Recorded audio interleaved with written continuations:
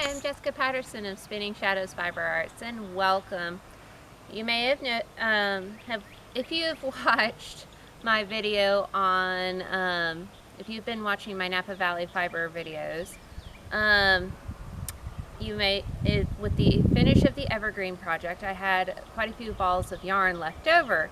So I was just going to put them in the yarn box, and I did for a bit.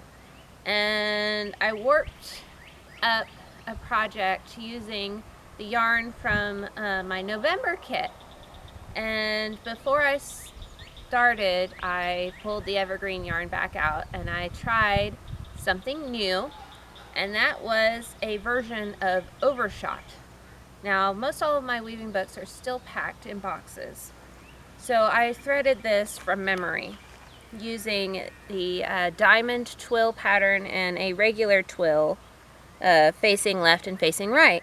So I ended up weaving this scarf here using the Evergreen as the twill and the thread, I really should call it thread, as a secondary plain weave that is in between these twill picks, as we call them, the rows of twill. As you can see the diamond on this side. It's a two-sided pattern. You've got this with a raised diamond and this with it sort of recessed, and it's got on either side, it's got this zigzagging twill, and I really love the result of it. With a regular twill, it wouldn't be quite so pronounced. Either that or the colorful weft underneath, or the colorful yarn underneath would be more obscured with this poofy Evergreen. But the way it turned out, I really love it. It's just feels like more of a finished fabric to me, and it really was interesting learning how to do something akin to Overshot. I don't know if this would be considered a true Overshot, because this is a fabric structure all in its own twill. But it was interesting, and I learned a lot doing it, and I really love the results. I wish you could feel it. It's interesting. The Evergreen turned out a little bit rougher with this. It's still very lovely. It's a very different texture.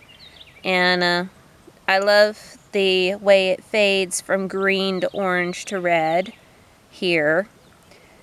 And it's just really lovely. If you can see, the scarf turned out about 5 feet long. I'm not going to let it touch the ground because we got chiggers here and they're evil. So this is about 5 feet long.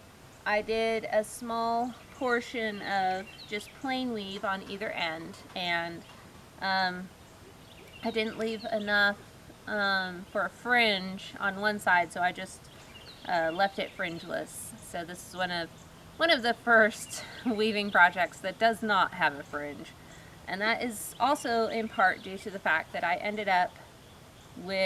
ran out of the Evergreen, and I ended up weaving a maybe 2 to 3 foot portion of just plain weave fabric. And I'm really excited about this fabric sample because it turned out, in the portion where I used the merino silk mix as weft, it's super soft and it's also pretty thin. It feels lovely. It has this lovely drape to it, the way it hangs. This is the kind of fabric that I would use to make a skirt or a vest or a light jacket with, and it's really pleasing to me because this is something I really wanted to learn how to do, and now I've done it. With it I learned that to pack the yarn thread in tighter than I normally do. Normally I do a more open weave, and it just is really great. And I also tested it with some different thread, which was spindle spun with my medieval spindle. It was actually a little bit thinner, and it turned out a little bit coarse. It feels rougher than the merino. I don't know what the fiber content is, I don't remember. But it also turned out really interesting. This thread is actually more of a gray color, gray and brown, but against the color, it looks white. So it, as an experiment, as a fabric sample, it really is interesting. So this fabric sample is going to be shipped off to a friend to make doll clothes with. I've been chatting with her. She's been very excited about using this sample to make something probably Victorian. She showed me a picture of a Victorian bicycling outfit. And so I'm really excited to see how this holds up to being sewn into a little doll outfit. So that's super, super exciting. So, and I'm just happy with the result. If you're a weaver and you're a spinner as well, using your hand spun in weaving is really satisfying, and it's exciting to see the results. And I am super happy with how this turned out. And this as well. This is really heavy. When I washed it yesterday, it took all day to dry. So yeah, I'm happy. This is actually going to be shipped off to the owner of Napa Valley Fiber as a big thank you for the Evergreen Challenge, for allowing me to do that for her. She actually sent me the kit. In order to do the challenge, she sent me the kit for free. And so this is going to be my big thank you, because I appreciate so much being able to do these videos. I would not be doing them without the support of my family and awesome people like Deborah at Napa Valley Fiber. So with that, if you want to see the unboxing of this particular fiber, go back into my Napa Valley Fiber playlist and check out November 2021. I don't know if I show spinning this particular fiber, but I did show the finished thread, and I showed the unboxing of the kit itself. So definitely go check that out. Check out my other videos. Subscribe if you're not already, and ding that little bell icon so that you receive notification of when I upload new videos. Hit that like button and leave a comment letting me know what you think of the result of this weaving. I'm really happy with using up the Evergreen yarn. Using up a little bit more out of my stash that is steadily growing.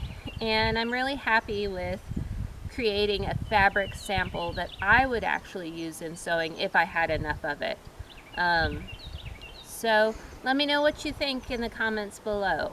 What would you do with a fabric sample, with fabric like this? And how do you like the scarf?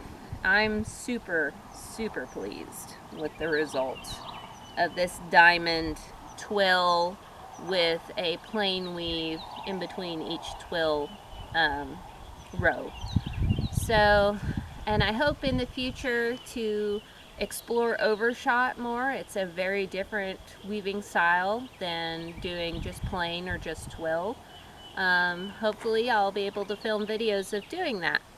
And I'm going to include, after this is over, after my spiel, I'm going to include some clips of the weaving in when it was drying, washing and drying, because I don't usually catch film of washing my woven projects after they're done. So stay tuned for that after I'm done talking, and thank you for watching. As always, have a great day.